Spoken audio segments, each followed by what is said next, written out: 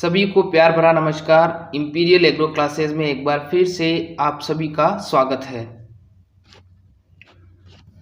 सभी को good morning.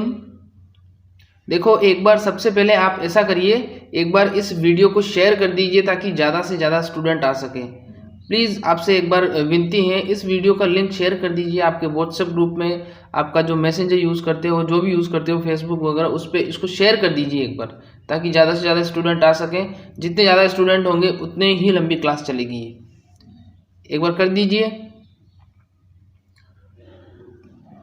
और कल भी आपने शाम वाली क्लास में काफ़ी अच्छा रिस्पांस दिया था, उसके लिए धन्यवाद। लेकिन स्टूडेंट कल भी कम थे, लाइव कम थे, तो आप ज़्यादा से ज़्यादा लाइव टेस्ट सीरीज़ को ज्वाइन करिए। और लाइव टेस्ट सीरीज के साथ साथ हम थ्योरी क्लासेस भी चालू करने वाले हैं, तो ज़्यादा से ज़्यादा लाइव क्लासेस ज्वाइन करिए। आप टेस्ट सीरीज करिए। टेस्ट सीरीज जितनी ज़्यादा आप क्वेश्चन को अटेम्प्ट करेंगे उतना ही ज़्यादा आप में कॉन्फिडेंस आएगा और उतना ही ज़्यादा आप जवाब या पेपर या क्वेश्चन पेपर को हल करने के लिए आप एलिजिबल होंगे। तो ज़्यादा से ज़्यादा लाइव टेस्ट सीरीज़ को ज्वाइन करने की कोशिश कीजिए। लिंक शेयर कर दीजिए। चलिए अब शुरू करते हैं। जिसने लिंक शेयर कर दिया अच्छी बात है, नहीं किया अब आगे कर दीजिएगा, ठीक है। अब बात करते हैं, जो कल क्लास हुई थी हमारी शाम को 8:30 बजे, उसमें हमने बायोलॉजी पढ़ी थी। आज वापस से 8:30 बजे बायोलॉजी की क्लास लगेगी। 2 दिन तक तो टेस्ट सीरीज चलेगी, फिर उसके बाद में जैसे ही स्टूडेंट ज़्यादा हो जाते हैं, अभी स्टूडेंट क्योंकि कम हैं तो अभी कर नहीं सकते, वरना फिर वो नए स्टूडेंट आएंगे, वो कहेंगे कि सर रिपीट करवाइए, तो ऐसा पॉसिबल नहीं होगा। इसलिए मैं कह रहा हूँ एक बार आप जल्दी से आपके जो भी सर्किल है सबको बता दीजिए आप, ताकि फिर सब आ जाए, तो फिर सही सिस्टम से हम थ्योरी क्लासेस चालू करेंगे, ठीक है। तो अब शुरू करते हैं। क्वेश्चन नंबर 51 है। देखो, मैं वापस से एक बार रूल बता देता हूँ। हर बार सवाल मैं पूछूंगा, कमेंट बॉक्स में आपको जवाब देना है। ऑप्शन लिखना है सिर्फ A, B, C या D, सिर्फ ऑप्शन लिखना है आपको, और इसके अलावा आपको कुछ भी नहीं लिखना है। मैं आपके सारे कमेंट्स पढ़ता हूँ, आपके सारे कमेंट्स के जवाब इस लाइव क्लास के बाद में ज़रूर दूंगा, ठीक है।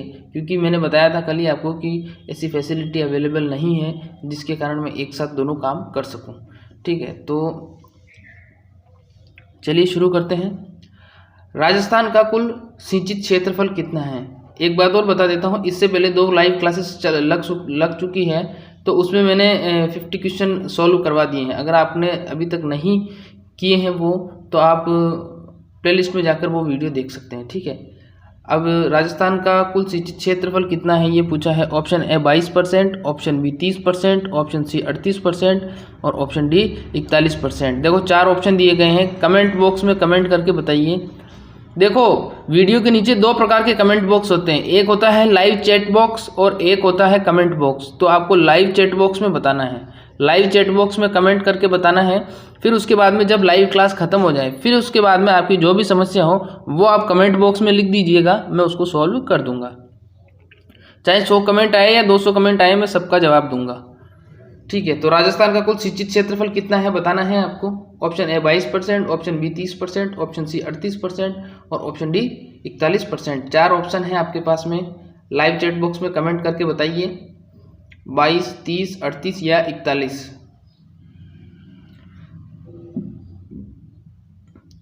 जिसने ऑप्शन C वाला आंसर दिया है उनका सही जवाब है। जो राजस्थान है उसका क्षेत्रफल है, सिंचित क्षेत्रफल वो कितना होता है, 38% क्षेत्रफल कितना है सिंचित है। और बाकी जो क्षेत्रफल बचा हुआ है वो कौन सा है, वो शुष्क क्षेत्रफल है, या उसको ये भी कह सकते हैं कि वहाँ पर असिंचित खेती होती है, वहाँ पर वर्षा आधारित खेती ही होती है।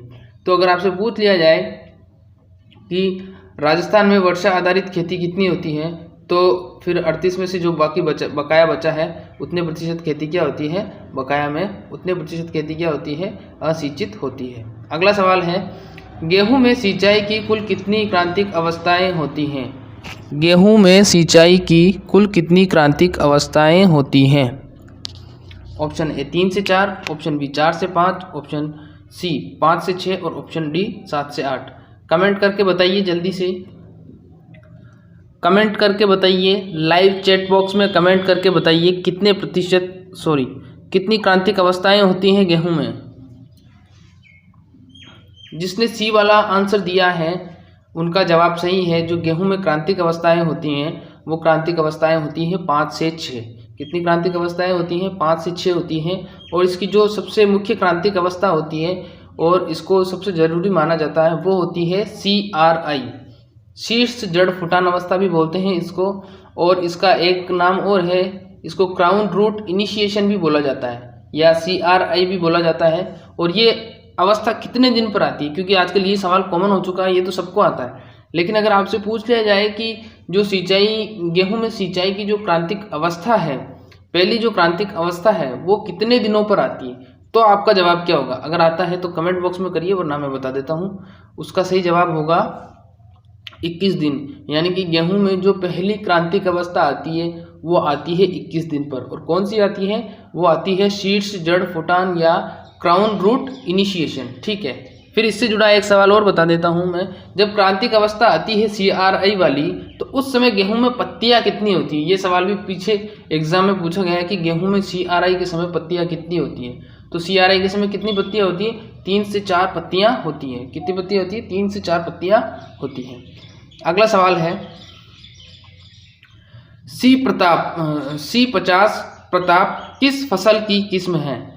C50 प्रताप किस फसल की किस्म है? मक्का, जवार, अरहर और तिल। आपको कमेंट बॉक्स में कमेंट करके बताना है। लाइव चैट बॉक्स में कमेंट करके बताइए इसका आंसर क्या होगा, A, B, C या D? मक्का, जवार, अरहर या तिल? कमेंट करिए। C50 यानी कि प्रताप किस फसल की किस्म है? मक्का, जवार, अरहर, तिल? कमेंट करिए। C50 प्रताप किसकी किस्म है? मक्का, जवार, अरहर, तिल बताना है आपको। जिसने तिल ऑप्शन दिया है आंसर बिल्कुल सही जवाब है। जिसने D वाला ऑप्शन दिया है उनका जवाब सही है। जो मक्का है वो, जो C50 है वो किसकी किस्म है? C50 किस्म है तिल की। C50 किस्म तिल की है और इसको प्रताप के नाम से भी जाना जाता है। C50 किसकी है? तिल की है, इसको प्रताप के नाम से भी जाना जाता है। और देखो तिल जो होता है ना, तिल जो होता है उसको तिलहनी फसलों की रानी भी बोला जाता है। तिलहनी फसलों की उसको रानी भी बोला जाता है। ठीक है, तो ध्यान रखिएगा, तिल को क्या बोला जाता है? तिलहनी फसलों की रानी बोला जाता है। अगला सवाल है नेक्स्ट, निम्न में से कौन सी फसल मसाले वाली नहीं है? बिल्कुल इजी सवाल है। ऑप्शन A धनिया, ऑप्शन B सौंफ, ऑप्शन C जीरा और ऑप्शन D सोयाबीन। आपको बताना है, लाइव चैट बॉक्स में कमेंट करिए, बताइए निम्न में से कौन सी फसल मसाले वाली नहीं है? धनिया, सौंफ, जीरा और सोयाबीन। देखो, जब कमेंट करने के लिए कहा जाए तभी कमेंट करिए। मैं एक क्वेश्चन में आपको उससे रिलेटेड 5 इंपॉर्टेंट क्वेश्चन बताऊंगा, तो जब कमेंट करने के लिए कहा जाए तब ही कमेंट करिए। मैं इस क्वेश्चन से रिलेटेड 4-4, 5-5 क्वेश्चन आपको बताऊंगा, जो आप सिर्फ एक बार सुन लोगे उसी में आपको याद हो सकते हैं वो। तो ज़्यादा से ज़्यादा सुनने की, ध्यान से सुनने की कोशिश करिए। निम्न में से कौन सी फसल मसाले वाली नहीं है? तो इसका जो आंसर है वो होगा D ऑप्शन। D ऑप्शन बिल्कुल सही जवाब है। सोयाबीन, सोयाबीन क्या है? मसाले वाली फसल नहीं है। सोयाबीन कौन सी फसल है? सोयाबीन एक तिलहनी फसल है। सोयाबीन कौन सी फसल है? तिलहनी फसल है।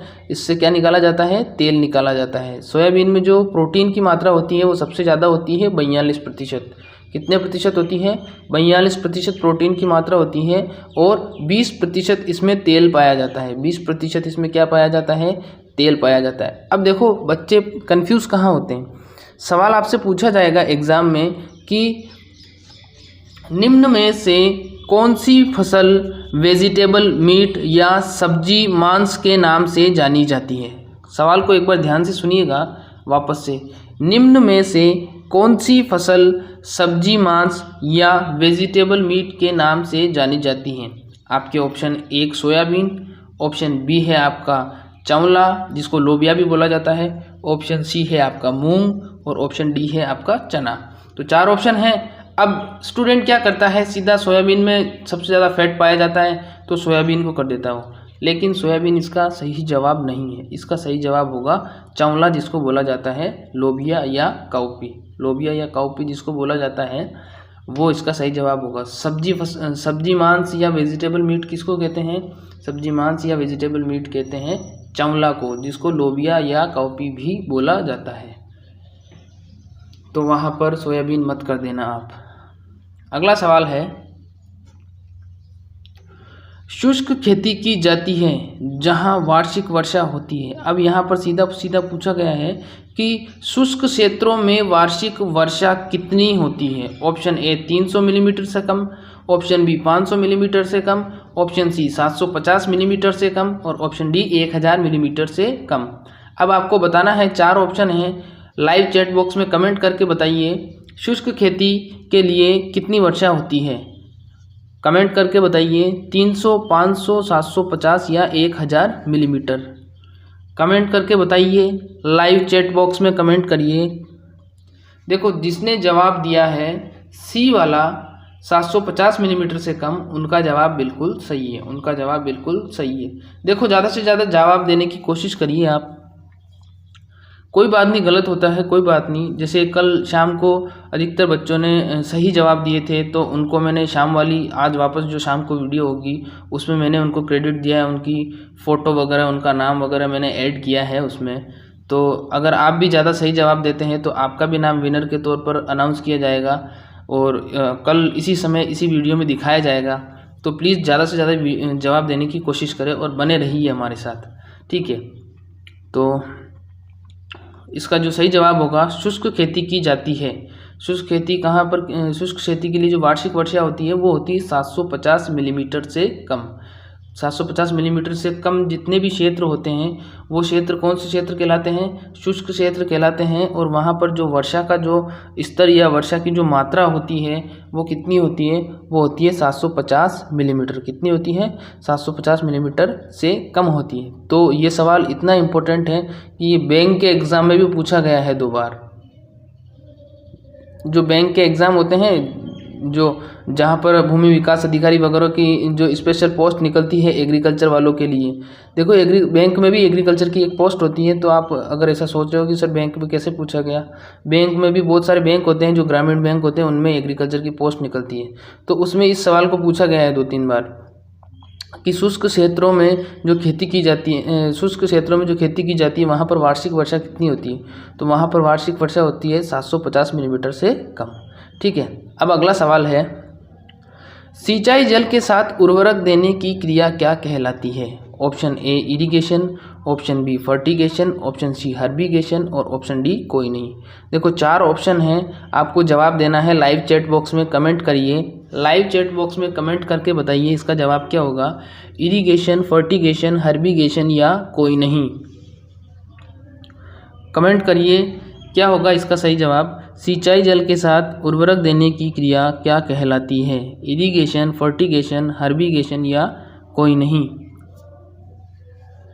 देखो, जिसने सही जवाब दिया, जिसने ऑप्शन बी वाला जवाब दिया है उनका सही जवाब है, जिसने ऑप्शन बी वाला जवाब दिया है उनका सही जवाब है। सिंचाई जल के साथ उर्वरक देने की क्रिया क्या कहलाती है, फर्टिगेशन कहलाती है। अब देखो ये कैसे कहलाती है ये मैं बता देता हूँ आपको।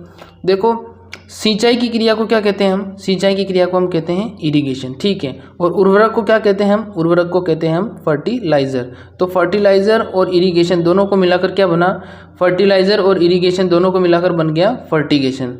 गेशन शब्द तो पीछे से ले लिया इन्होंने और फर्टिलाइज़र का फर्टी आगे से ले लिया और फर्टिलाइज़र और इरिगेशन मिलकर क्या बन गया, फर्टिगेशन बन गया। इसमें क्या होता है कि जिस जल क्षेत्र से या जिस जल स्रोत से हम सिंचाई कर रहे होते हैं वहाँ पर हम उर्वरक का घोल उसमें डाल देते हैं, उर्वरक का घोल उसमें डाल देते हैं, जिससे क्या होता है कि वो उर्वरक का घोल पानी में घुल जाता है और फिर वो पानी के माध्यम से पौधों की जड़ क्षेत्र तक पहुंचता है। पानी के माध्यम से वो क्या करता है, पौधों की जड़ क्षेत्र तक पहुंचता है और यही क्रिया क्या कहलाती है, यही क्रिया कहलाती है फर्टिगेशन। इंपॉर्टेंट सवाल है, ये पूछा जाता है, लेवल के बड़े बड़े एग्जाम्स में पूछा जाता है और जेट में भी पूछा जाता है। अगला सवाल है इसी से रिलेटेड है, ध्यान से समझिएगा, अगर नहीं भी पढ़ा होगा तो आपके समझ में आ जाएगा। देखो, अगला सवाल है, सिंचाई जल के साथ शाकनाशी देना क्या कहलाता है। अब देखो, सिंचाई वापस सिंचाई तो वही है, अब यहाँ पर उर्वरक की जगह पर क्या आ गया, शाकनाशी आ गया। शाकनाशी का मतलब ये होता है जो खरपतवारनाशी होते हैं, जो हम खेत में खरपतवार को नष्ट करने के लिए जो रसायन या जो दवाई डालते हैं वो क्या कहलाती है, वो शाकनाशी या वो हर्बिसाइड कहलाती है इंग्लिश में, जिसको खरपतवारनाशी भी कहते हैं, ठीक है। अब ऑप्शन है आपके पास फर्टिगेशन, हर्बिगेशन, शाकनाशी छिड़काव और ऑप्शन डी कोई नहीं। अब 4 ऑप्शन हैं, आपको सोच समझ के बताना है। सिंचाई को तो हम कहते हैं इरिगेशन, शाकनाशी को कहते हैं हम हर्बिसाइड। तो अब हर्बिसाइड और इरिगेशन मिलकर क्या बनेगा? ऑप्शन बताइए मुझे। जिसने कमेंट बॉक्स में जवाब दिया है, लाइव चैट बॉक्स में जवाब दीजिए। लाइव चैट बॉक्स में जवाब दीजिए। वीडियो के नीचे लाइव चैट बॉक्स लिखा हुआ आ रहा होगा, देखो। ऑप्शन बी इसका सही जवाब है। ऑप्शन बी इसका सही जवाब है। जो शाकनाशी देते हैं सिंचाई जल के साथ, वो क्या कहलाता है? हर्बिगेशन कहलाता है। अब देखो इसमें क्या होता है, सिंचाई को कहते हैं हम इरिगेशन, और शाकनाशी जिसको खरपतवारनाशी भी बोला जाता है, और इंग्लिश में इसको बोला जाता है हर्बिसाइड। तो इरिगेशन और हर्बिसाइड दोनों मिलकर क्या बन गए? हर्बिगेशन बन गए। दोनों मिलकर क्या बन गए? हर्बिगेशन बन गए। इस विधि में हम क्या करते हैं, जिस सिंचाई स्रोत में हम पहले उर्वरक डाल रहे थे, अब वहाँ पर हमें उर्वरक या फर्टिलाइजर नहीं डालना है, हमें वहाँ पर शाकनाशी डाल देना है। फिर वो शाकनाशी क्या करता है? वो शाकनाशी पानी में घुलकर जाता है और क्या करता है, एक पर्टिकुलर जो खरपतवार होता है उसकी जाकर उसकी जड़ों को क्या कर देता है? ब्लॉक कर देता है, और ब्लॉक करने के बाद में वो पौधा सूख जाता है। एक विशेष खरपतवार को नष्ट करने के लिए इस विधि का उपयोग किया जाता है। तो उम्मीद करता हूँ आपको क्लास समझ में आ रही होगी। शाम को 8:30 बजे बायोलॉजी की क्लास लगेगी। फिर बता देता हूँ आपको, शाम को 8:30 बजे बायोलॉजी की क्लास लगेगी लाइव। 3 दिन बायो की लगती है और 3 दिन केमिस्ट्री की लगती है। हो सकता है कि अगले 1-2 दिनों में अगर स्टूडेंट ज़्यादा हो जाते हैं तो फिर तीनों ही क्लासेस को कंटिन्यू कर दिया जाएगा। एग्रीकल्चर, बायोलॉजी और केमिस्ट्री तीनों ही लगेंगी फिर, ठीक है। तो चलिए आगे बढ़ते हैं। अगला सवाल है, सोयाबीन का वानस्पतिक नाम क्या है? सोयाबीन का वानस्पतिक नाम क्या है? Option A sorghum bicolor, option B glycine max, option C Oryza sativa और ऑप्शन डी जियामेज। तो आपको कमेंट बॉक्स में कमेंट करके बताना है आंसर क्या होगा इसका। कमेंट करके बताइए इसका आंसर क्या होगा। जिसने ऑप्शन बी वाला आंसर दिया है उनका सही जवाब है ग्लाइसिन मैक्स। सोयाबीन का जो वानस्पतिक नाम होता है वो क्या होता है? ग्लाइसिन मैक्स होता है। और इसको क्या बोला जाता है? सोयाबीन को ये एक ट्रांसजेनिक फसल भी इसको बोलते हैं हम, क्या बोलते हैं? ट्रांसजेनिक फसल भी बोलते हैं, ठीक है। तो अगले सवाल की तरफ बढ़ते हैं। अगला सवाल है, चने का वानस्पतिक नाम क्या है? ये जो वानस्पतिक नाम मैंने इसमें ऐड किए हैं ना, ये वानस्पतिक नाम जेट के एग्जाम में बाकायदा पूछे हैं, इसीलिए मैंने ऐड किए। मैंने जो भी क्वेश्चंस ऐड किए हैं और जो भी मैं आपको बता रहा हूँ वो सारे सेलेक्टिव क्वेश्चन हैं। आप अगर ऐसा सोचोगे कि सर ये तो इजी क्वेश्चन है, ये तो हमें आते हैं, ठीक है, अच्छी बात है, आपको आते हैं, आपका जो लेवल है तैयारी का वो अच्छा है, लेकिन किसी को नहीं आते हैं और बार बार रिपीट करने इनको ज़रूरी है, क्योंकि यही एग्ज़ाम में पूछे जाएंगे। मैं आपको फिर कह रहा हूँ, आपके जेट, ICR और BHU और PAT जो एग्ज़ाम है, यूपी के टेट वगैरह जितने भी एग्रीकल्चर के एंट्रेंस टेस्ट हैं, उसमें आपके कम से कम 3 या 4 तो वानस्पतिक नाम पूछे ही जाएंगे। फिर उसके बाद में 4 या 5 इंस्टीट्यूट पूछे जाएंगे आपसे। तो मैं इंस्टीट्यूट की वीडियो भी मैंने बनाई हुई है, अगर आपने नहीं देखी है तो प्लेलिस्ट में जाके देख सकते हो, ठीक है। अब अगला क्वेश्चन है, चने का वानस्पतिक नाम। Option A Cicer arietinum, option B Zea mays, option C Oryza sativa और option D Arachis hypogaea. 4 option है, आपको लाइव चैट बॉक्स में कमेंट करके बताना है चने का वानस्पतिक नाम क्या है। चने का वानस्पतिक नाम क्या है? चने का वानस्पतिक नाम, जिसने आंसर ए दिया है साइसर एरिटिनम, उनका जवाब सही है। जिसने आंसर ए दिया है साइसर एरिटिनम, आपका जवाब बिल्कुल सही है। चने का जो वानस्पतिक नाम है वो क्या है? साइसर एरिटिनम। अगला सवाल है, कौन सा पोषक तत्व पौधों के लिए 17वां आवश्यक तत्व है? कौन सा पोषक तत्व पौधों के लिए 17वां आवश्यक तत्व है? Option A chromium, option B nickel, option C cadmium और ऑप्शन डी मरकरी। बताना है आपको, लाइव चैट बॉक्स में कमेंट करके बताइए कि जो 17वां पोषक तत्व है वो कौन सा है इसमें से। 17वां पोषक तत्व कौन सा है, इसमें इंपॉर्टेंट सवाल है, बताना है आपको कौन सा है 17वां पोषक तत्व। जिसने ऑप्शन बी वाला आंसर दिया है, जिसने ऑप्शन बी वाला आंसर दिया है, बिल्कुल सही जवाब है आपका, बिल्कुल सही जवाब है आपका। जो 17वां आवश्यक पोषक तत्व है वो कौन सा है? वो है निकल। कौन सा है? निकल है। कौन सा पोषक तत्व पौधों के लिए 17वां आवश्यक पोषक तत्व होता है? निकल होता है। और 17वें आवश्यक पोषक तत्व की सबसे ज़्यादा ज़रूरत किसको होती है? सबसे ज़्यादा ज़रूरत होती है धान को या चावल को। धान को या चावल को 17वां आवश्यक पोषक तत्व जरूरी होता है। अब एक बात और बता देता हूँ, जो आवश्यक पोषक तत्वों का जो सिद्धांत दिया था वो किसने दिया था? किस वैज्ञानिक ने दिया था? आवश्यक पोषक तत्वों का सिद्धांत दिया था आर्नोन नामक वैज्ञानिक ने। आर्नोन नामक एक वैज्ञानिक थे, उन्होंने ही सबसे पहले बताया था कि पौधों को जीवन यापन करने के लिए कुछ पोषक तत्वों की ज़रूरत होती है और इन्हीं पोषक तत्वों को क्या कहते हैं? आवश्यक पोषक तत्व कहते हैं। पर जब उन्होंने आवश्यक पोषक तत्वों का सिद्धांत दिया था तो उन्होंने 16 ही बताए थे। उन्होंने कितने बताए थे? 16 ही बताए थे। तो आपसे क्वेश्चन पूछा जाए कि आवश्यक पोषक तत्वों के सिद्धांत के अनुसार या आर्नोन के आवश्यक पोषक तत्वों के सिद्धांत के अनुसार पौधों को कितने आवश्यक पोषक तत्वों की ज़रूरत होती है, तब यहाँ पर 16 आएगा। ध्यान रखिएगा, तब यहाँ पर 16 आएगा अगर आर्नोन के अनुसार पूछा जाए, और सामान्य अगर पूछा जाए तो 17 आएंगे। ठीक है, तो उम्मीद करता हूँ आपको समझ में आ गया होगा। अगला सवाल है, डाई अमोनियम फास्फेट जिसको बोला जाता है DAP में नाइट्रोजन और फास्फोरस का अनुपात होता है, बताना है आपको। Option A 18:48, option B 48:18, option C 20:40 और ऑप्शन डी 40:40। कमेंट में कमेंट करके बताइए, लाइव चैट बॉक्स में कमेंट करके बताना है आपको 18:48, 48:18, 20:40 या 40:40। कमेंट करके बताइए। देखो, जो DAP डाई अमोनियम फास्फेट होता है उसमें नाइट्रोजन और फास्फोरस दोनों ही पाए जाते हैं। उसमें नाइट्रोजन और फास्फोरस दोनों ही पाए जाते हैं। जिसने ऑप्शन ए दिया है आंसर बिल्कुल सही जवाब है। बिल्कुल सही जवाब है आपका ऑप्शन ए वाला। जो नाइट्रोजन और फास्फोरस का अनुपात होता है वो क्या होता है? नाइट्रोजन तो होती है 18%। नाइट्रोजन कितनी होती है? नाइट्रोजन होती है 18%। और फास्फोरस कितनी होती है? फास्फोरस होती है 48%। तो नाइट्रोजन होती है 18% और फास्फोरस होती है 48%। तो ये डाई अमोनियम फास्फेट में जो नाइट्रोजन और फास्फोरस का अनुपात होता है वो कितना होता है? वो होता है 18:48। ये सवाल इंपॉर्टेंट है। नाइट्रोजन कौन सा उर्वरक है? नाइट्रोजन एक मिश्रित उर्वरक है जिसमें 2 या 2 से अधिक तत्व पाए जाते हैं। जिसमें कितने तत्व पाए जाते हैं? 2 या 2 से अधिक तत्व पाए जाते हैं। वैसे तो 2 ही पाए जाते हैं, नाइट्रोजन और फास्फोरस। चलिए अगले सवाल की तरफ पढ़ते हैं।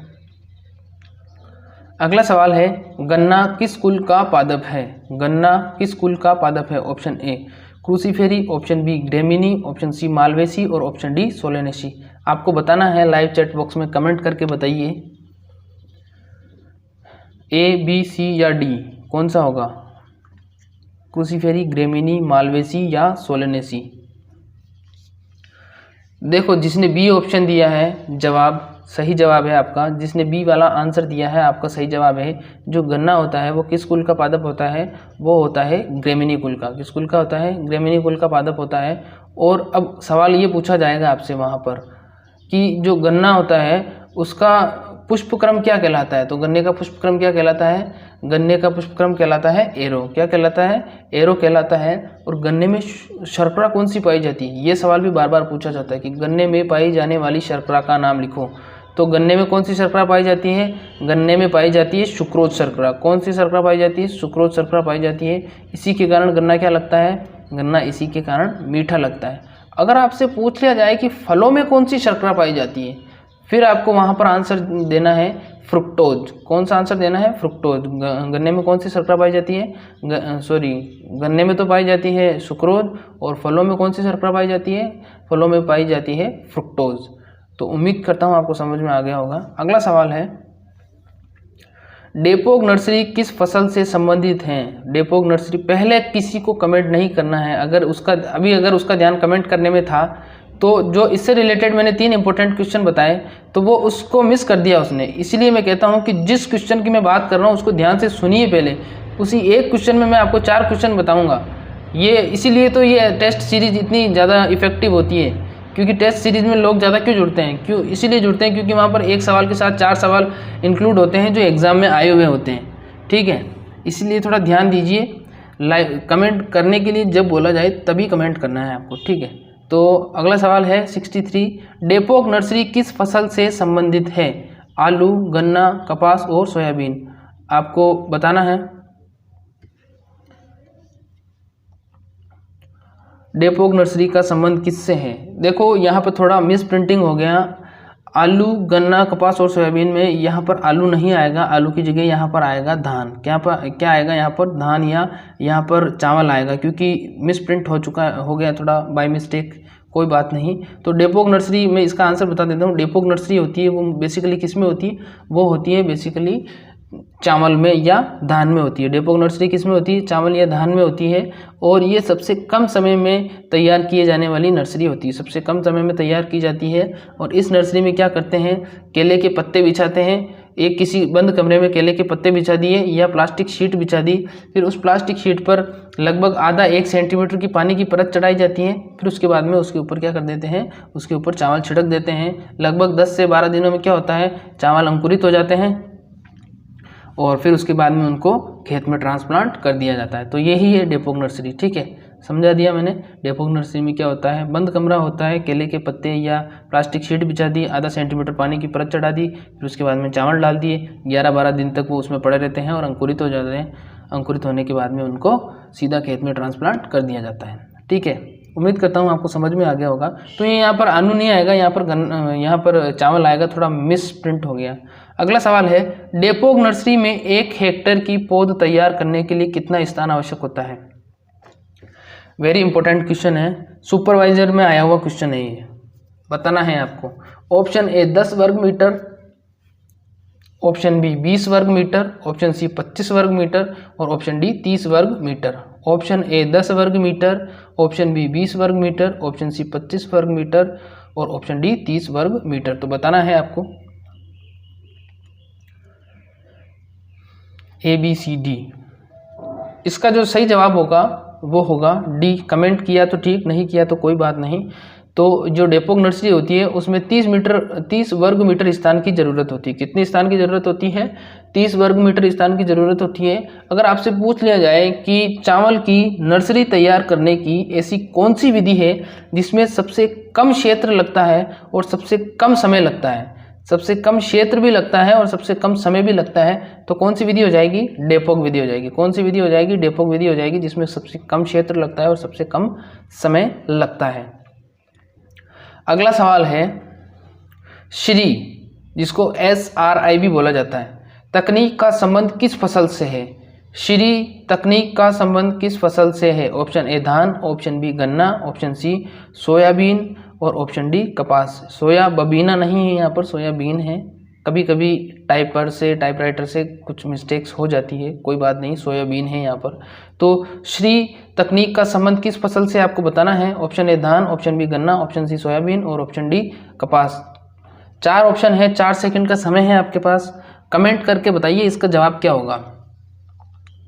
कमेंट करिए जल्दी से, इसका जवाब क्या होगा।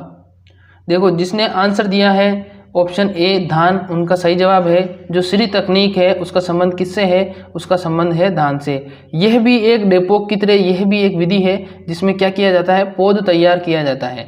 इसमें पौध तैयार किया जाता है और ये विधि, आगे सवाल आएगा तब मैं बताऊंगा। और इसका जो फुल फॉर्म होता है वो होता है सिस्टम ऑफ राइस इंटेंसिफिकेशन। इसका मतलब क्या होता है? सिस्टम ऑफ राइस इंटेंसिफिकेशन इसकी फुल फॉर्म होती है, जिसको शॉर्ट फॉर्म या हिंदी में बोला जाता है श्री। तो श्री तकनीक का संबंध किससे है? श्री तकनीक का संबंध है धान की फसल से। किससे है? धान की फसल से है श्री तकनीक का संबंध। अगला सवाल है, श्री तकनीक किस देश ने विकसित की थी? Option A Israel, option B Madagascar, option C चीन और अमेरिका। 4 ऑप्शन है, 4 सेकंड का समय है, कमेंट करके बताइए। इजराइल, मेडागास्कर, चीन और अमेरिका। श्री तकनीक का संबंध किससे है बताना है आपको। श्री तकनीक किस देश ने विकसित की थी? इजराइल, मेडागास्कर, चीन और अमेरिका। बताना है आपका, बताइए जल्दी से। श्री तकनीक किस देश ने विकसित की थी? इजराइल, मेडागास्कर, चीन और अमेरिका। जिसने ऑप्शन बी वाला आंसर दिया है सही जवाब है आपका मेडागास्कर। श्री तकनीक कहाँ पर विकसित की गई थी? मेडागास्कर में विकसित की गई थी। अगर बूंद बूंद सिंचाई पूछ ले तो वो कहाँ पर विकसित की गई थी? इजराइल में विकसित की गई। अगर पूछ ले सोयाबीन का उत्पत्ति स्थान क्या है तो वो क्या है? चीन है। अगर पूछ लिया जाए आपसे कि मक्का किस देश की रीढ़ की हड्डी है तो मक्का की फसल अमेरिका की रीढ़ की हड्डी है। तो एक सवाल में मैंने देखो 5 सवाल बताए आपको, इसीलिए कहता हूँ कि कमेंट जब करने के लिए कहा जाए तभी करें, जब आपको मैं समझा रहा हूँ तब समझे उसको ध्यान से। तो श्री तकनीक का संबंध है, विकसित की थी मेडागास्कर ने। संबंध किससे है? संबंध तो है धान की फसल से। और बूंद बूंद सिंचाई पूछ ले तो इजराइल आ जाएगा। ठीक है, अगला सवाल है सर्वाधिक जल मांग किस फसल की होती है? बताना है आपको सर्वाधिक जल मांग किस फसल की होती है? सोयाबीन, गन्ना, धान और कपास। 4 ऑप्शन, 4 सेकंड का समय है, बताना है आपको कमेंट करके सर्वाधिक जल मांग किसकी होती है। जिसने जवाब दिया है धान उनका गलत है जी, बिल्कुल आपका जवाब गलत है। और जिसने गन्ना दिया है जवाब ऑप्शन बी वाला, उनका जवाब सही है, उनका जवाब सही है। सर्वाधिक जल मांग किसकी होती है? गन्ना की होती है, सर्वाधिक जल मांग होती है गन्ने की। ठीक है, अगला सवाल है मेथी का वानस्पतिक नाम है? Option A Trigonella foenum graecum, option B Trigonella corniculata, option C Zea mays और ऑप्शन डी साइमोप्सिस टेट्रागोनोलोबा। तो बताना है आपको 4 ऑप्शन, 4 सेकंड का समय है आपके पास। 5 सेकंड ले लीजिए लेकिन जवाब दीजिए आप। Option A, option B, option C और डी बताना है आपको। ट्राइगोनेला फोइनम ग्रेकम, कॉर्निकुलाटा, जिया मेज या साइमोप्सिस टेट्रागोनोलोबा। जिसने ऑप्शन ए दिया है बिल्कुल सही जवाब है ट्राइगोनेला फोइनम ग्रेकम। ट्राइगोनेला फोइनम ग्रेकम क्या है? मेथी का वानस्पतिक नाम है। और ये हम जितने भी क्रॉप्स पढ़ रहे हैं एग्रीकल्चर में, चाहे वो सब्जियां ले लो, चाहे वो फ्रूट्स ले लो, चाहे वो आपकी एग्रोनॉमी की क्रॉप ले लो, उसमें जो सबसे लंबा जो वानस्पतिक नाम है वो किसका है? वो इसी का है। सबसे जो लंबा वानस्पतिक नाम है वो किसका है? मेथी का है, ट्राइगोनेला फोइनम ग्रेकम। ये सामान्य मेथी का नाम है, कसूरी मेथी का नाम ये नहीं है। पूछ लिया जाए आपसे कसूरी मेथी का नाम ये क्या है, तो ये नहीं है, ये सामान्य मेथी का नाम है। अभी आगे बताऊंगा कसूरी मेथी का नाम क्या होता है। तो मेथी का वानस्पतिक नाम क्या है? Trigonella foenum ग्रेकम। ये सबसे बड़ा वैज्ञानिक नाम है। अगर आपसे सबसे छोटा नाम की बात की जाए तो सबसे छोटा नाम कौन सा होता है? जिया मेज, जो मक्का का होता है। ठीक है, तो उम्मीद करता हूँ आपको समझ में आ गया होगा। अगला सवाल है कसूरी मेथी का वानस्पतिक नाम क्या है? Very important question. AAO, supervisor, jet, BHU और ये यूपी के टेट ICR में बार बार पूछा जाता है, ये PAT में बार बार पूछा जाता है ये। Option A Trigonella corniculata, option B Pennisetum glaucum, option C Gossypium species या जातिया और ऑप्शन डी कोई नहीं। तो 4 ऑप्शन है, बताना है आपको कसूरी मेथी का वैज्ञानिक नाम क्या है? कसूरी मेथी का वैज्ञानिक नाम क्या है बताना है आपको। जिसने ऑप्शन ए वाला जवाब दिया है ट्राइगोनेला कॉर्निकुलाटा, बिल्कुल सही जवाब है आपका। कसूरी मेथी का वानस्पतिक नाम क्या होता है? कसूरी मेथी का वानस्पतिक नाम होता है ट्राइगोनेला कॉर्निकुलाटा। ठीक है, ट्राइगोनेला कॉर्निकुलाटा कसूरी मेथी का वानस्पतिक नाम होता है। और इसमें सफ़ेद रंग के फूल आते हैं। किस रंग के फूल आते हैं? सफ़ेद रंग के फूल आते हैं। तो ध्यान रखिएगा कसूरी मेथी का वानस्पतिक नाम क्या है? ट्राइगोनेला कॉर्निकुलाटा। अगला सवाल है, ये सवाल भी वेरी इंपॉर्टेंट है। निम्न में से किस तत्व को अल्ट्रा माइक्रो न्यूट्रिएंट की संज्ञा दी गई है? अब बताना है आपको निम्न में से किस तत्व को अल्ट्रा माइक्रो न्यूट्रिएंट की संज्ञा दी गई है? Option B boron, option C carbon, option D argon और ऑप्शन डी मोलिब्डेनम। तो बताना है आपको A, B, C या D बताना है। अल्ट्रा माइक्रो न्यूट्रिएंट कौन सा तत्व है? अल्ट्रा माइक्रो न्यूट्रिएंट बताना है आपको, कमेंट करके बताइए कमेंट बॉक्स में। जिसने जवाब दिया है डी, बिल्कुल सही जवाब है आपका डी मोलिब्डेनम। मोलिब्डेनम होता है वो क्या होता है? वो होता है अल्ट्रा माइक्रो न्यूट्रिएंट तत्व, अति सूक्ष्म पोषक तत्व। क्या होता है? अति सूक्ष्म पोषक तत्व कहलाता है, जिसको अल्ट्रा माइक्रो न्यूट्रिएंट तत्व भी कहते हैं। और ये होता है मोलिब्डेनम। ठीक है, मोलिब्डेनम, मैग्नीज और मैग्नीशियम तीनों ही अलग अलग होते हैं। मैग्नीज अलग होता है, मैग्नीशियम अलग होता है। ठीक है, और मोलिब्डेनम अलग होता है। अगला सवाल है बाजरे का वानस्पतिक नाम क्या है? ध्यान से सुनिएगा, इसको क्वेश्चन को घुमा के पूछा है। क्वेश्चन तो सादा है, सादा सिंपल क्वेश्चन पूछा है, लेकिन जो ऑप्शन आपको पूछे हैं ना वो आपको कंफ्यूज कर सकते हैं। ऑप्शन है पेनिसिटम glaucum, option B पेनिसिटम अमेरिकनम, option C ए और बी दोनों और option D Arachis hypogaea. एरेकिस hypogaea. अब आपको बताना है कौन सा इसका सही जवाब होगा। ऑप्शन ए, बी, सी या डी। ए, बी, सी या डी बताना है आपको कौन सा इसका सही जवाब होगा। पेनिसिटम ग्लूकम, पेनिसिटम अमेरिकनम, ए बी दोनों और दोनों ही नहीं।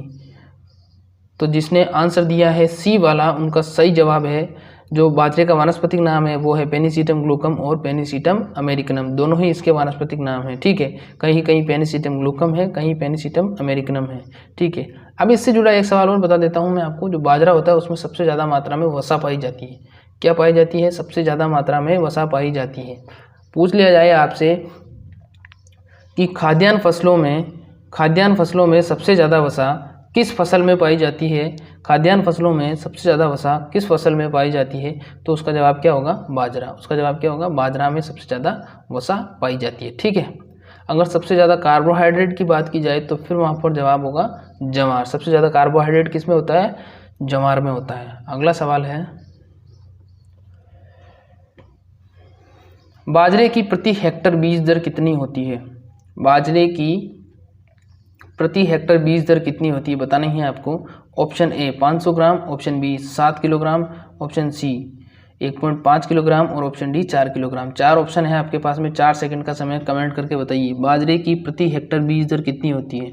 बहुत बार पूछा जाता है जेट में, ये जेट का बहुत ही ज़्यादा इंपॉर्टेंट सवाल है ये। Jet, ICR, BHU, PAT, UP के टेट, जितने भी एग्जाम होते हैं, क्योंकि ये बेसिक क्वेश्चन है, इसमें बच्चा कंफ्यूज हो जाता है, इसीलिए ये सवाल बार बार पूछे जाते हैं, इसीलिए मैंने इसके अंदर इंक्लूड किया है। बताना है आपको बाजरे का बीज दर। जिसने चौथा ऑप्शन दिया है डी वाला, उनका जवाब सही है। जिसने चौथा ऑप्शन दिया है डी वाला, उनका जवाब सही है। बाजरे का जो प्रति हेक्टर बीज दर होती है वो कितनी होती है, 4 किलोग्राम। कितनी होती है, 4 किलोग्राम, बिल्कुल फिक्स है, 4 किलोग्राम ही होती है। तो बाजरे की बीज दर कितनी होती है, 4 किलोग्राम होती है। अगला सवाल है, मूंग का वानस्पतिक नाम क्या है। अब देखो, मूंग का वानस्पतिक नाम आपसे पूछा है। Option A Arachis hypogaea, option B Vigna radiata, option C Cicer arietinum और ऑप्शन डी कोई नहीं है। अब यहाँ पर भी आपको मैं एक चीज़ बताऊंगा बाद में, पहले इसको बताइए, आपको आंसर देना है इसका। एरिकिस हाइपोजिया, विग्ना रेडिएटा, साइसर एरिटिनम और डी कोई नहीं। तो बताना है आपको इसका जवाब क्या होगा। जिसने ऑप्शन बी वाला दिया है, आपका जवाब बिल्कुल सही है। मूंग का वानस्पतिक नाम क्या है, मूंग का वानस्पतिक नाम है विग्ना रेडिएटा। ठीक है, मूंग का वानस्पतिक नाम क्या है, विग्ना रेडिएटा है। और इसको जो मूंग होता है इसको ग्रीन ग्राम भी बोला जाता है। क्या बोला जाता है, ग्रीन ग्राम भी इसको बोला जाता है। और देखो, जो जब भी आपसे ये मूंग का वानस्पतिक नाम पूछा जाएगा तो एक ऑप्शन देगा ये विग्ना रेडिएटा, और इसी के साथ एक ऑप्शन और देगा, वो आपको देगा विग्ना मूंगो। विग्ना मूंगो भी देगा और विग्ना रेडिएटा भी देगा। तो बच्चे कंफ्यूज होकर विग्ना मूंगो को सही कर देते हैं कि मूंग का वानस्पतिक नाम विग्ना मूंगो। तो विग्ना मूंगो मूंग का वानस्पतिक नाम नहीं होता है, मूंग का वानस्पतिक नाम होता है विग्ना रेडिएटा। तो ऐसे आपको कंफ्यूज करने वाले सवाल वहाँ पर बार बार पूछे जाएंगे, तो आपको वहाँ पर बिल्कुल भी कंफ्यूज नहीं होना है। बिल्कुल सारे कॉन्सेप्ट को क्लियर करवाऊंगा मैं। बस आप ध्यान से मेरी वीडियोस को देखते रहिए और सुनते रहिए, और रोज़ लाइव क्लास में आएंगे आप। अगला सवाल है, सोयाबीन में प्रोटीन की कितनी मात्रा पाई जाती है। सोयाबीन में प्रोटीन की कितनी मात्रा पाई जाती है। Option A 23%, option B 42%, option C 66% और ऑप्शन डी 78%। सोच समझकर जवाब दीजिएगा। पहले बताया था मैंने, इसमें ये क्वेश्चन जब आया था आगे, तब मैंने बताया था इसके बारे में कि इसमें क्या क्या होता है। जवाब देना है आपको, सोयाबीन में प्रोटीन की कितनी मात्रा होती है। 23%, 42%, 66 और 78। जिसने जवाब दिया है 42% उनका सही जवाब है, और जिसने 23 दिया उनका गलत है। तो सोयाबीन में प्रोटीन की मात्रा तो होती है 42%। कितने प्रतिशत होती है, 42% प्रोटीन की मात्रा होती है। अगर आपसे पूछ लिया जाए कि सोयाबीन में तेल की मात्रा कितनी होती है, तो सोयाबीन में तेल की मात्रा होती है 20%। कितनी होती है, 20% तेल की मात्रा होती है और 42% प्रोटीन की मात्रा होती है। ठीक है, अगला सवाल है, अगर फिर आपसे पूछ लिया जाए कि सोयाबीन का उत्पत्ति स्थान क्या है, तो सोयाबीन का उत्पत्ति स्थान आप जानते हो, सोयाबीन का उत्पत्ति स्थान है चाइना या चीन। अगला सवाल है, हरित बाली रोग किस फसल का मुख्य हानिकारक रोग है। हरित बाली रोग किस फसल का मुख्य हानिकारक रोग है। वेरी इंपॉर्टेंट क्वेश्चन, बहुत बार पूछा जाता है। बाजरा, सरसों, कपास और तिल। 4 ऑप्शन है, 4 सेकंड का समय है, आपको कमेंट करके बताना है। हरित बाली, जिसको ग्रीन ईयर डिजीज भी बोलते हैं इंग्लिश में, किसका है, किसका रोग है बताना है आपको। बाजरा, सरसों, कपास, तिल। 4 ऑप्शन है। देखो, जिसने जवाब दिया है बाजरा, सही जवाब है आपका।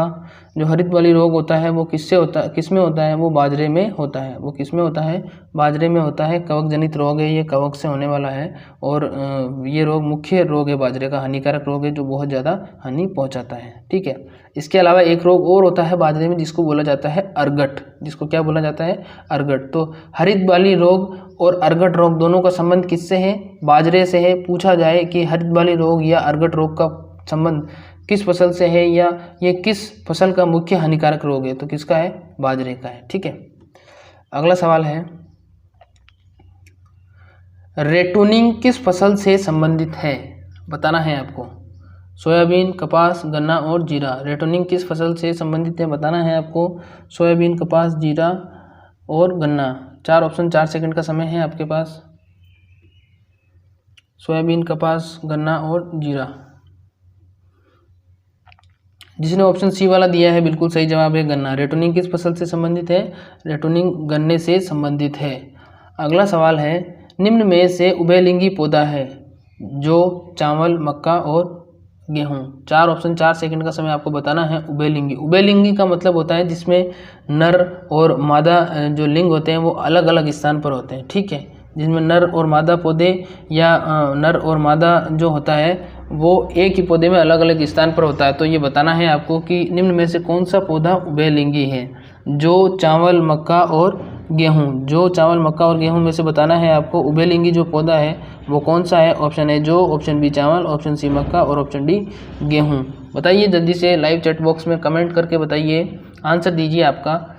देखो जिसने सी वाला ऑप्शन दिया है मक्का, बिल्कुल सही जवाब है आपका, बिल्कुल सही जवाब है। उभयलिंगी पौधा होता है मक्का। कैसे होता है, देखो मक्का में जो भुट्टा लगता है वो तो उसका मादा भाग होता है और उसके ऊपर जो मांजर होती है, उसके ऊपर जो मांजर होती है वो उसका नर भाग होता है। तो जो नर भाग होता है ऊपर वाला, उसमें होते हैं पुंकेसर, जो नर भाग कहलाती है, और नीचे जो मांजर होती है उसमें वो होता है उस पेड़ का या उस पौधे का अंडाशय, और ऊपर वाला भाग होता है उसका शुक्राशय। तो उन दोनों में जब क्रॉस होता है उसी के दौरान क्या होता है, उसी के दौरान भुट्टा बनता है, या उसी के दौरान जो हम भुट्टा बोलते हैं वो बनता है और फल का निर्माण होता है। और इसमें जो नर और मादा भाग होते हैं वो अलग अलग जगह पर बनते हैं। तो आपको समझ में आ गया होगा कि मक्का में उभयलिंगी पौधा होता है तो वो कैसे होता है, क्योंकि उसमें नर भाग ऊपर लगा होता है, मादा भाग नीचे होता है, फिर उसके बाद में दोनों में क्रॉस होता है, उसी के दौरान क्या बनता है, उसी के दौरान भुट्टा बनता है। अगला सवाल है, इतना इंपॉर्टेंट क्वेश्चन है, पूछिए मत आप, बार बार पूछा जाता है। 200 किलोग्राम यूरिया खेत में डालने पर कितना नाइट्रोजन खेत को प्राप्त होगा। क्वेश्चन को वापस से ध्यान से समझिए। 200 किलोग्राम यूरिया खेत में डालने पर कितना नाइट्रोजन खेत को प्राप्त होगा, ये बताना है आपको। अब option A 200 kilogram, option B 100 kilogram, option C 92 kilogram और ऑप्शन डी 103 किलोग्राम। अब आपको बताना है 200 किलोग्राम यूरिया खेत में डालने पर। अब सबसे पहले तो आपको ये बताना है, देखो कि जब हम 100 किलोग्राम यूरिया खेत में डालेंगे तो हमें 46% क्या मिलेगी, नाइट्रोजन मिलेगी। 46% क्या मिलेगी, हमें नाइट्रोजन मिलेगी 100 किलोग्राम डालेंगे। अब 200 किलोग्राम डाल दी तो 46 का डबल करते ही कितना हो जाएगा, 92 किलोग्राम। कितना हो जाएगा, 92 किलोग्राम हो जाएगा।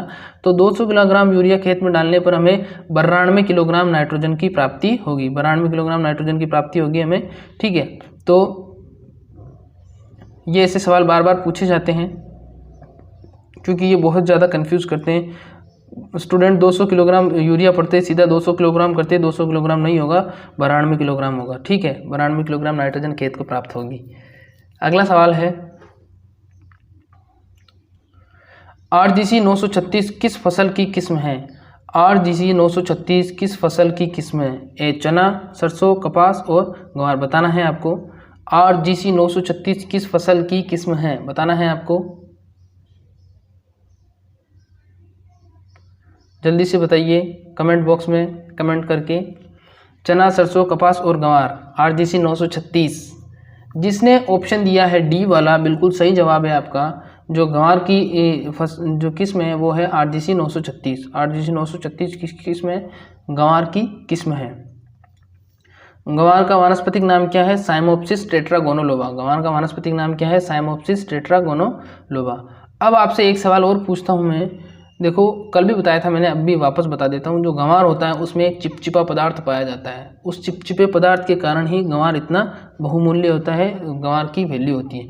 जिस गंवार के अंदर जितना ज़्यादा ही वो चिपचिपा या गम पदार्थ या गोंद पाया जाएगा वो गंवार उतना ही ज़्यादा महंगा होगा।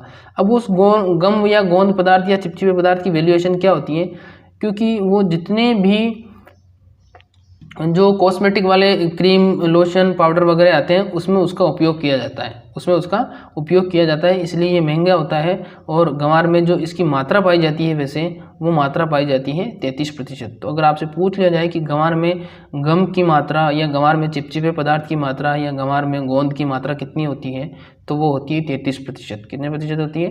33% होती है। और उसका उपयोग किस में किया जाता है? उसका उपयोग किया जाता है विभिन्न प्रकार की ये प्रसंस्कृत सामग्रियां या क्रीम, पाउडर, लोशन बनाने में। ठीक है, तो ये सवाल बार बार पूछा जाता है, गंवार में गम की मात्रा, तो 33%। अगला सवाल है, निम्न में से बहुवर्षीय फसल है। निम्न में से बहुवर्षीय फसल है। ए गेहूं, बी गन्ना, ऑप्शन सी चावल और ऑप्शन डी कपास। आपको लाइव चैट बॉक्स में कमेंट करके बताना है बहुवर्षीय फसल कौन सी है। बहुवर्षीय फसल का मतलब ये है कि एक बार उगाने के बाद में वो बहुत सालों तक उगती रहती है। ये फसल बतानी है आपको, गेहूं, चावल, कपास, गन्ना। लाइव चैट बॉक्स में कमेंट करके बताइए, गेहूं, चावल, कपास, गन्ना।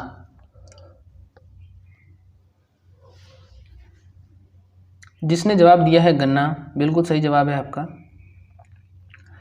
बहुवर्षीय फसल कौन सी है? गन्ना है। निम्न में से बहुवर्षीय फसल कौन सी है? गन्ना है। गन्ना को क्या बोला जाता है? बहुवर्षीय फसल बोला जाता है, क्योंकि ये एक से अधिक साल का समय लेती है। अब कुछ बातें बताना चाहता हूँ मैं।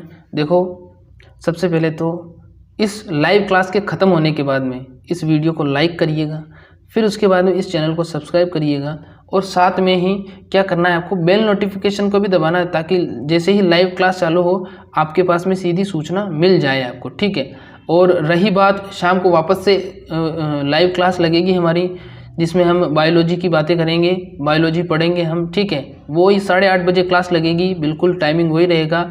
और आपको हो सकता है जो वीडियो का लिंक है वो पहले ही मिल जाएगा।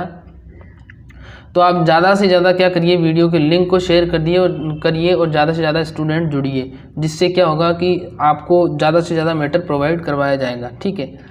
और बाकी आपने जो सपोर्ट दिखाया उसके लिए बहुत बहुत आपका धन्यवाद। इसी तरह आप अपना सपोर्ट दिखाते रहिए। आपको बिल्कुल ऑनलाइन पीडीएफ भी, अब हमने सोचा है आपको पीडीएफ भी प्रोवाइड करवाई जाए, और थ्योरी की पीडीएफ भी आपको प्रोवाइड करवाई जाएगी।